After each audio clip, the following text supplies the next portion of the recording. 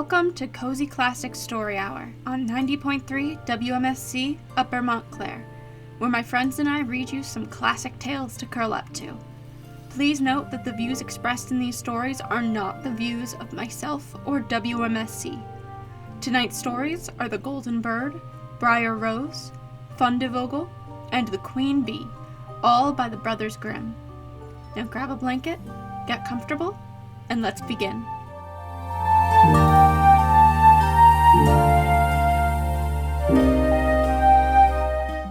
The Golden Bird.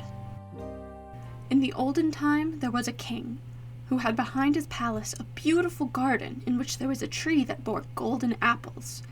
When the apples were getting ripe, they were counted, but on the very next morning, one was missing. This was told to the king, and he ordered that a watch should be kept every night beneath the tree. The king had 3 sons, the eldest of whom he sent, as soon as the night came on, into the garden. But when midnight came, he could not keep himself from sleeping, and next morning again an apple was gone. The following night the second son had to keep watch. It fared no better with him. As soon as 12 o'clock had struck, he fell asleep, and in the morning an apple was gone. Now it came to the turn of the third son to watch, and he was quite ready, but the king had not much trust in him, and thought that he would be of less use even than his brothers. But at last he let him go. The youth lay down beneath the tree, but kept awake, and did not let sleep master him. When it struck 12, something rustled through the air, and in the moonlight he saw a bird coming, whose feathers were all shining with gold. The bird alighted on the tree, and had just plucked off an apple, when the youth shot an arrow at him. The bird flew off, but the arrow had struck his plumage, and one of his golden feathers fell down. The youth picked it up, and the next morning took it to the king, and told him what he had seen in the night.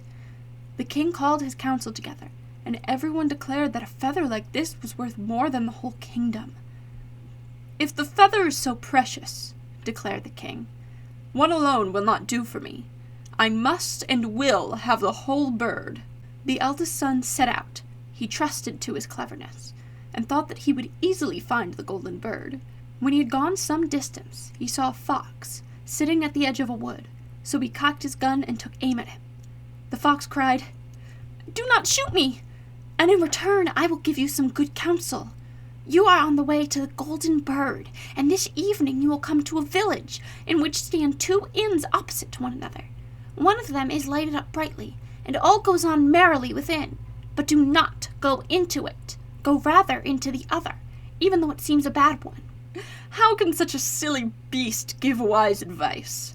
thought the king's son, and he pulled the trigger. But he missed the fox, who stretched out his tail and ran quickly into the wood. So he pursued his way, and by evening came to the village where the 2 inns were. In one they were singing and dancing.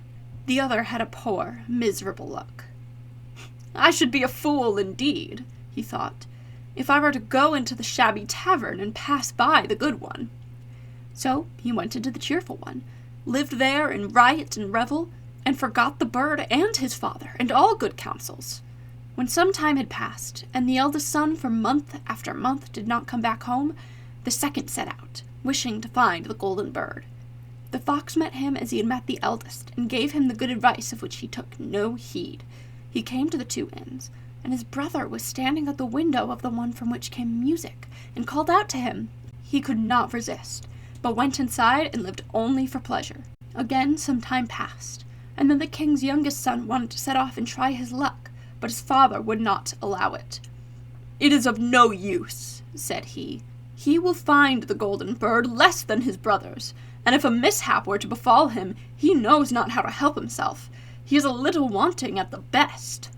But at last, as he had no peace, he let him go. Again, the fox was sitting outside the wood, and begged for his life, and offered his good advice. The youth was good-natured, and said, "Be easy, little fox. I will do you no harm." "You shall not repent it," answered the fox, "and that you may get on more quickly, get up behind on my tail." And scarcely had he seated himself when the fox began to run, and away he went over stock and stone till his hair whistled in the wind. When they came to the village, the youth got off. He followed the good advice, and without looking round turned into the little inn, where he spent the night quietly. The next morning, as soon as he got into the open country, there sat the fox already, and said, "I will tell you further what you have to do. Get on quite straight, and at last you will come to a castle, in front of which a whole regiment of soldiers is lying. But do not trouble yourself about them, for they will all be asleep and snoring. Go through the midst of them straight into the castle, and go through all the rooms, till at last you will come to a chamber where a golden bird is hanging in a wooden cage. Close by, there stands an empty gold cage for show, but beware of taking the bird out of the common cage and putting it into the fine one, or it may go badly for you." With these words, the fox again stretched out his tail, and the king's son seated himself upon it, and away he went over stock and stone, till his hair whistled in the wind. When he came to the castle, he found everything as the fox had said. The king's son went into the chamber where the golden bird was shut up in a wooden cage, whilst a golden one stood hard by, and the 3 golden apples lay about the room. "But," thought he, "it would be absurd if I were to leave the beautiful bird in the common and ugly cage." So he opened the door, laid hold of it, and put it into the golden cage. But at the same moment the bird uttered a shrill cry. The soldiers awoke, rushed in, and took him off to prison. The next morning he was taken before a court of justice, and as he confessed everything, was sentenced to death. The king, however, said that he would grant him his life on one condition, namely, if he brought him the golden horse which ran faster than the wind, and in that case he should receive, over and above, as a reward, the golden bird. The king's son set off, but he sighed and was sorrowful, for how was he to find the golden horse? But all at once he saw his old friend the fox sitting on the road. "Look you," said the fox, "this has happened because you did not give heed to me. However, be of good courage. I will give you my help and tell you how to get to the golden horse. You must go straight on, and you will come to a castle, where in the stable stands the horse. The grooms will be lying in front of the stable, but they will be asleep and snoring, and you can quietly lead out the golden horse. But of one thing you must take heed. Put on him the common saddle of wood and leather, and not the golden one, which hangs close by, else it will go ill with you." Then the fox stretched out his tail. The king's son seated himself upon it, and away he went, over stock and stone until his hair whistled in the wind. Everything happened just as the fox had said. The prince came to the stable in which the golden horse was standing, but just as he was going to put the common saddle upon him, he thought, "It will be a shame to such a beautiful beast, if I do not give him the good saddle which belongs to him by right." But scarcely had the golden saddle touched the horse than he began to neigh loudly. The guards awoke, seized the youth, and threw him into prison. The next morning he was sentenced by the court to death, but the king promised to grant him his life, and the golden horse as well, if he could bring back the beautiful princess from the golden castle. With a heavy heart, the youth set out, yet, lucky for him, he soon found the trusty fox. "I ought only to leave you to your ill luck," said the fox, "but I pity you, and will help you once more out of your trouble. This road takes you straight to the golden castle. You will reach it by eventide, and at night, when everything is quiet, the beautiful princess goes to the bathing house to bathe. When she enters it, run up to her and give her a kiss. Then she will follow you, and you can take her away with you. Only do not allow her to take leave of her parents first, or it will go ill with you." Then the fox stretched out his tail, the king's son seated himself upon it, and away the fox went, over stock and stone, till his hair whistled in the wind. When he reached the golden castle, it was just as the fox had said. He waited until midnight, when everything lay in deep sleep, and the beautiful princess was going to the bathing house. Then he sprang out and gave her a kiss. She said that she would like to go with him, but she asked him pitifully and with tears to allow her to first take leave of her parents. At first he withstood her prayer, but when she wept more and more and fell at his feet, he at last gave in. But no sooner had the maiden reached the bedside of her father than he and all the rest in the castle awoke, and the youth was laid hold up and put into prison. The next morning the king said to him, "Your life is forfeited, and you could only find mercy if you take away the hill which stands in front of my windows, and prevent my seeing beyond it, and you must finish it all within 8 days. If you do that, you shall have my daughter as your reward." The king's son began, and dug and shoveled without leaving off. But when after 7 days he saw how little he had done, and how all his work was as good as nothing, he fell into great sorrow, and gave up all hope. But, On the evening of the 7th day, the fox appeared and said, "You do not deserve that I should take any trouble about you, but just go away and lie down to sleep, and I will do the work for you." The next morning, when he awoke and looked out the window, the hill had gone. The youth ran, full of joy, to the king, and told him that the task was fulfilled, and whether he liked it or not, the king had to hold to his word and give him his daughter. So the two set forth together, and it was not long before the trusty fox came up with them. "You have certainly got what is best," said he, "but the golden horse also belongs to the maiden of the golden castle." "How shall I get it?" asked the youth. "That I will tell you," answered the fox. "First, take the beautiful maiden to the king who sent you to the golden castle. There will be unheard of rejoicing. They will gladly give you the golden horse, and will bring it out to you. Mount it as soon as possible, and offer your hand to all in farewell, last of all to the beautiful maiden, and as soon as you have taken her hand, swing her up onto the horse and gallop away, and no one will be able to bring you back, for the horse runs faster than the wind." All was carried out successfully, and the king's son carried off the beautiful princess on the golden horse. The fox did not remain behind, and he said to the youth, "Now I will help you to get the golden bird. When you come near to the castle where the golden bird is to be found, let the maiden get down, and I will take her into my care. Then ride with the golden horse into the castle yard. There will be great rejoicing at the sight, and they will bring out the golden bird for you. As soon as you have the cage in your hand, gallop back to us, and take the maiden away again." When the plan had succeeded, and the king's son was about to ride home with his treasures, the fox said, "Now you shall reward me for my help." "What do you require for it?" asked the youth. "When you get into the woods yonder, shoot me dead and chop off my head and feet." "That would be fine gratitude," said the king's son. "I cannot possibly do that for you." The fox said, "If you will not do it, I must leave you. But before I go away, I will give you a piece of good advice. Be careful about 2 things. Buy no gallows flesh, and do not sit at the edge of any well." And then he ran into the wood. The youth thought, "That is a wonderful beast. He has strange whims. Who is going to buy gallows flesh? And the desire to sit at the edge of a well, it has never yet seized me." He rode on with the beautiful maiden, and his road took him again through the village in which his 2 brothers had remained. There was a great stir and noise, and, when he asked what was going on, he was told that 2 men were going to be hanged. As he came nearer to the place, he saw that they were his brothers, who had been playing all kinds of wicked pranks, and had squandered all of their wealth. He inquired whether they could not be set free. "If you pay for them," answered the people. "But why should you waste your money on wicked men and buy them free?" He did not think twice about it, but paid for them, and when they were set free, they all went on their way together. They came to the wood where the fox had first met them, as it was cool and pleasant within it.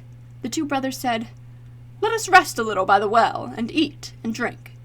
He agreed, and whilst they were talking, he forgot himself, and sat down upon the edge of the well without thinking of any evil. But the 2 brothers threw him backwards into the well, took the maiden, the horse, and the bird, and went home to their father. "Here we bring you not only the golden bird," said they, "we have won the golden horse also, and the maiden from the golden castle." Then there was great joy, but the horse would not eat, the bird would not sing, and the maiden sat and wept. But the youngest brother was not dead. By good fortune, the well was dry, and he fell upon soft moss without being hurt, but he could not get out again. Even in this strait the faithful fox did not leave him. It came and leapt down to him, and upbraided him for having forgotten its advice. "But yet I cannot give it up so," he said. "I will help you up again into daylight." He bade him grasp his tail and keep tight hold of it, and then he pulled him up. "You are not out of all danger yet," said the fox. "Your brothers were not sure of your death, and have surrounded the wood with watchers, who are to kill you if you let yourself be seen." But a poor man was sitting upon the road, with whom the youth changed clothes, and in this way he got to the king's palace. No one knew him, but the bird began to sing, the horse began to eat, and the beautiful maiden left off weeping. The king, astonished, asked, "What does this mean?"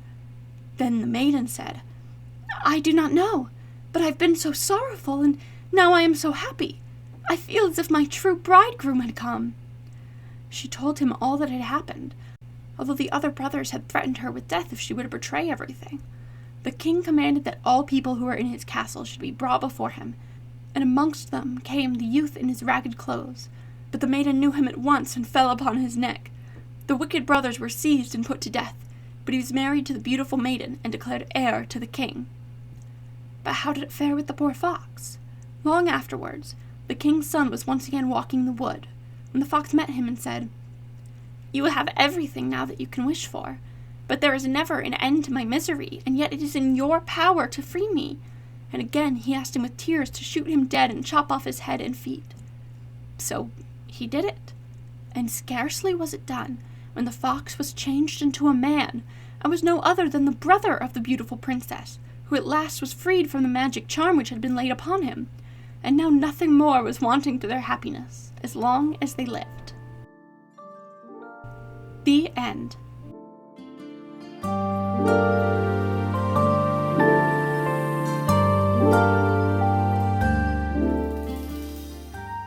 Briar-Rose. A long time ago, there were a king and queen who said every day, "Ah, if only we had a child." But they never had one. But it happened that once when the queen was bathing, a frog crept out of the water onto the land and said to her, "Your wish shall be fulfilled. Before a year has gone by, you shall have a daughter." What the frog had said came true, and the queen had a little girl who was so pretty that the king could not contain himself for joy, and ordered a great feast. He invited not only his kindred, friends, and acquaintances, but also the wise women, in order that they might be kind and well disposed towards the child. There were 13 of them in his kingdom, but as he had only 12 golden plates for them to eat out of, one of them had to be left at home. The feast was held with all manner of splendor, and when it came to an end, the wise women bestowed their magic gifts upon the baby. One gave virtue, another beauty, a third riches, and so on with everything in the world that one can wish for. When 11 of them had made their promises, suddenly the 13th came in. She wished to avenge herself for not having been invited, and without greeting or even looking at anyone, she cried with a loud voice, "The king's daughter shall, in her 15th year, prick herself with a spindle and fall down dead." And, without saying a word more, she turned round and left the room. They were all shocked, but the 12th, whose good wish still remained unspoken, came forward, and as she could not undo the evil sentence, but only soften it, she said, "It shall not be death, but a deep sleep of 100 years, into which the princess shall fall."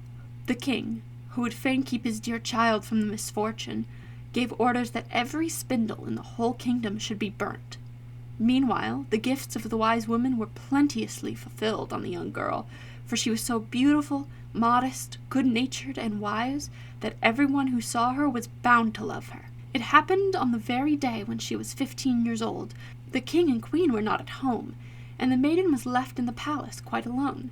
So she went round into all sorts of places, looked into rooms and bedchambers just as she liked, and at last came to an old tower. She climbed up the narrow winding staircase and reached a little door. A rusty key was in the lock, and when she turned it, the door sprang open, and there in a little room sat an old woman with a spindle, busily spinning her flax. "Good day, old dame," said the king's daughter. "What are you doing there?" "I am spinning," said the old woman, and nodded her head. "What sort of thing is that rattles round so merrily?" said the girl, and she took the spindle and wanted to spin too. But scarcely had she touched the spindle when the magic decree was fulfilled, and she pricked her finger with it. And, in the very moment when she felt the prick, she fell down upon the bed that stood there, and lay in a deep sleep. And this sleep extended over the whole palace. The king and queen, who had just come home and had entered the great hall, began to go to sleep, and the whole of the court with them. The horses, too, went to sleep in the stable, the dogs in the yard, the pigeons upon the roof, the flies on the wall, even the fire that was flaming on the hearth became quiet and slept. The roast meat left off frizzling, and the cook, who was just going to pull the hair of the scullery boy because he had forgotten something, let him go and went to sleep. And the wind fell, and on the trees before the castle not a leaf moved again. But round about the castle there began to grow a hedge of thorns, which every year became higher, and at last grew close up round the castle and all over it, so that there was nothing of it to be seen, not even the flag upon the roof. But the story of the beautiful sleeping Briar-Rose, for so the princess was named, went about the country, so that from time to time king's sons came and tried to get through the thorny hedge into the castle. But they found it impossible, for the thorns held fast together, as if they had hands, and the youths were caught in them could not get loose again, and died a miserable death. After long, long years, a king's son came again to that country, and heard an old man talking about the thorn hedge, and the castle was said to stand behind it, in which a wonderfully beautiful princess named Briar-Rose had been asleep for 100 years, and that the king and the queen and the whole court were asleep likewise. He had heard, too, from his grandfather, that many king's sons had already come and had tried to get through the thorny hedge, but they had remained sticking fast in it and had died a pitiful death. Then the youth said, "I am not afraid.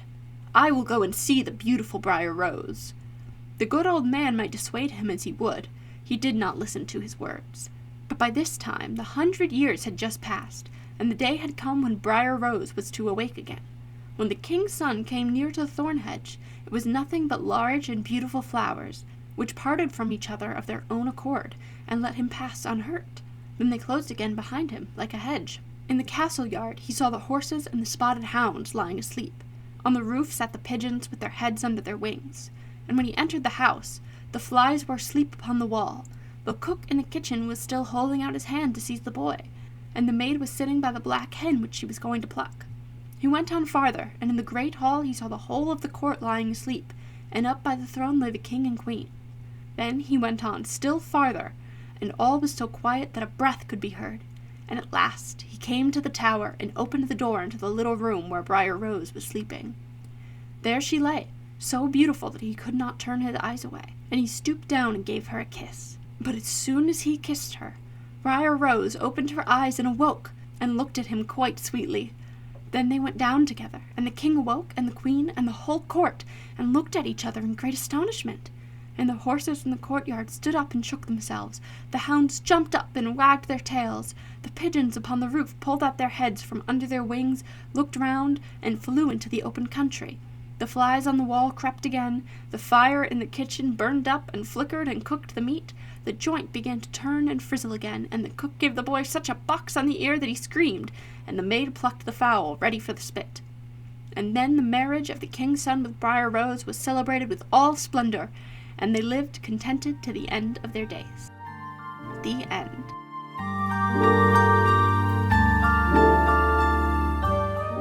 Fundevogel. There was once a forester who went into the forest to hunt, and as he entered it he heard a sound of screaming as if a little child were there. He followed the sound, and at last came to a high tree, and at the top of this a little child was sitting, for the mother had fallen asleep under the tree with the child, and a bird of prey had seen it in her arms, had flown down, snatched it away, and set it on the high tree. The forester climbed up, brought the child down, and thought to himself, "Thou wilt take him home with thee, and bring him up with thy Lena." He took it home, therefore, and the two children grew up together. The one, however, which he had found on a tree was called Fundevogel, fledgling, because a bird had carried it away. Fundevogel and Lena loved each other so dearly that when they did not see each other they were sad. The forester, however, had an old cook, who one evening took 2 pails and began to fetch water, and did not go once only, but many times, out to the spring. Lena saw this, and said, "Hark you, old Sanna, why are you fetching so much water?" "If thou wilt never repeat it to anyone, I will tell thee why."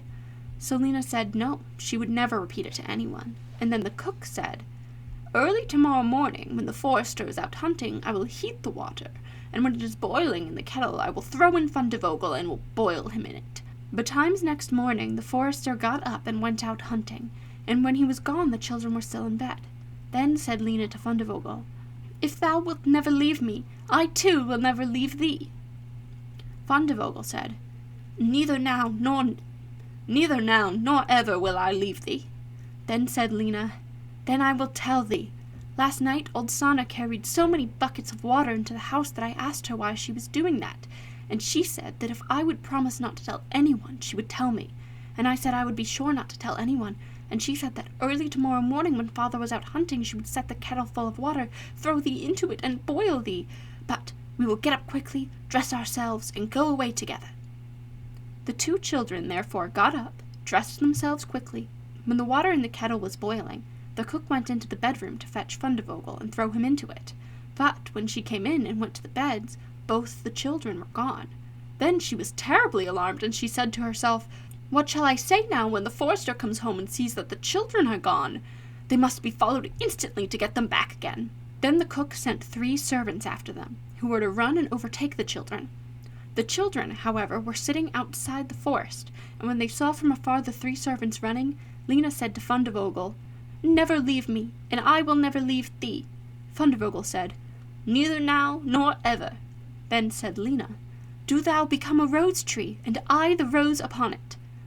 When the 3 servants came to the forest, nothing was there but a rose tree and 1 rose on it, but the children were nowhere. Then said they, "There is nothing to be done here," and they went home and told the cook that they had seen nothing in the forest but a little rose bush with 1 rose on it. Then the old cook scolded and said, "You simpletons! You should have cut the rose bush in 2 and have broken off the rose and brought it home with you. Go and do it at once." They had therefore to go out and look for the 2nd time. The children, however, saw them coming from a distance. Then Lena said, "Fundevogel, never leave me, and I will never leave thee." Fundevogel said, "Neither now nor ever." Said Lena, "Then do thou become a church, and I'll be the chandelier in it." So when the 3 servants came, nothing was there but a church, with a chandelier in it. They said therefore to each other, "What can we do here? Let us go home." When they got home, the cook asked if they had not found them.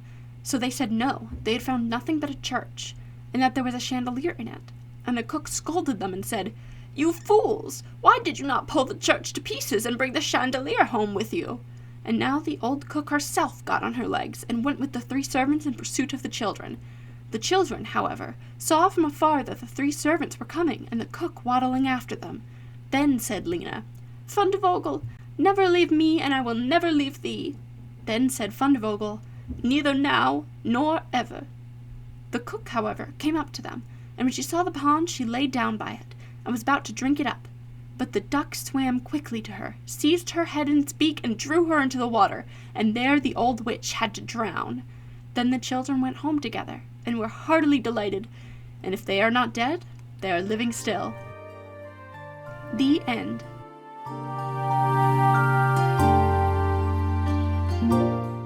The Queen Bee. 2 kings' sons once went out in search of adventures, and fell into a wild, disorderly way of living, so that they never came home again. The youngest, who was called Simpleton, set out to seek his brothers, but when at length he found them, they mocked him for thinking that he with his simplicity could get through the world, when they too could not make their way, and yet they were so much cleverer. They all 3 traveled away together, and came to an ant-hill. The 2 elder wanted to destroy it, to see the little ants creeping about in their terror, and carrying their eggs away, but Simpleton said, "Leave the creatures in peace, I will not allow you to disturb them." Then they went onwards and came to a lake, on which a great number of ducks were swimming. The 2 brothers wanted to catch a couple and roast them, but Simpleton would not permit it, and said, "Leave the creatures in peace, I will not suffer you to kill them." At length they came to a bee's nest, in which there was so much honey that it ran out of the trunk of the tree where it was. The 2 wanted to make a fire beneath the tree, and suffocate the bees in order to take away the honey, but Simpleton again stopped them and said, "Leave the creatures in peace, I will not allow you to burn them." At length the 3 brothers arrived at a castle where stone horses were standing in the stables, and no human being was to be seen. And they went through all the halls until, quite at the end, they came to a door in which were 3 locks. In the middle of the door, however, there was a little pane, through which they could see into the room. There they saw a little gray man who was sitting at a table. They called him once, twice, but he did not hear. At last they called him for the 3rd time. When he got up, opened the locks, and came out. He said nothing, however, but conducted them to a handsomely spread table, and when they had eaten and drunk, he took each of them to a bedroom. Next morning the little gray man came to the eldest, beckoned to him, and conducted him to a stone table, on which were inscribed 3 tasks, by the performance of which the castle could be delivered. The first was that in the forest, beneath the moss, lay the princess's pearls, 1,000 in number, which must be picked up, and if by sunset one single pearl was wanting, he who had looked for them would be turned into stone. The eldest went thither, and sought the whole day, but when it came to an end, he had only found 100, and what was written on the table came to pass, and he was changed into stone. Next day, the second brother undertook the adventure.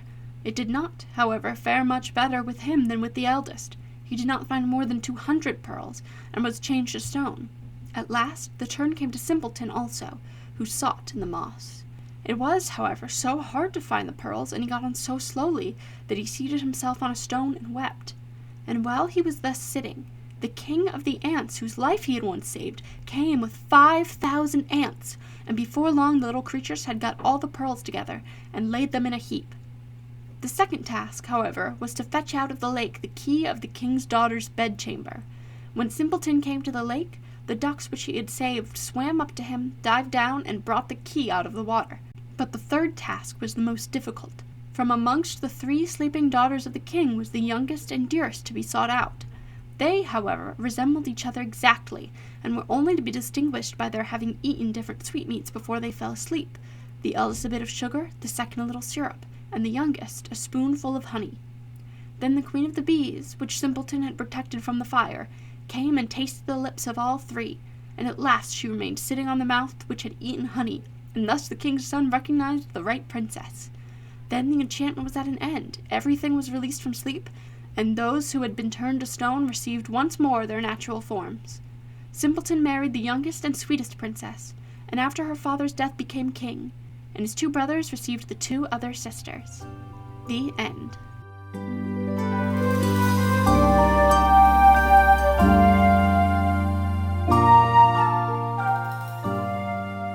Thank you for listening to Cozy Classic Story Hour. This episode was narrated by Joe Charlie Schweitzer. The rest of this hour will be songs related to the stories we read today.